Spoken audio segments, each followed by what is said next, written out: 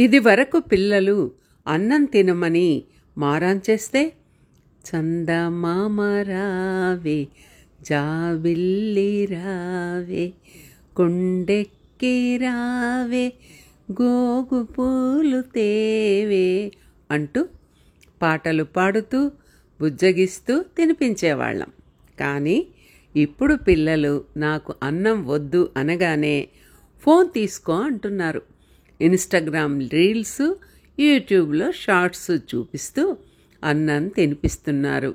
అదే నేను పడుకోనని మారం చేస్తే మొబైల్ ఫోన్లో పిల్లల పాటలు పెట్టి నిద్రపుచ్చుతున్నారు. అందుకే పసి వయసులోనే పిల్లల కళ్ళు మసకబారుతున్నాయి. ఊహ తెలిసే నాటికే మానసిక రోగాల బారిన పడుతున్నారు. అందుకే చాలా జాగ్రత్తగా ఉండాలి. మరి ఆలోచించండి.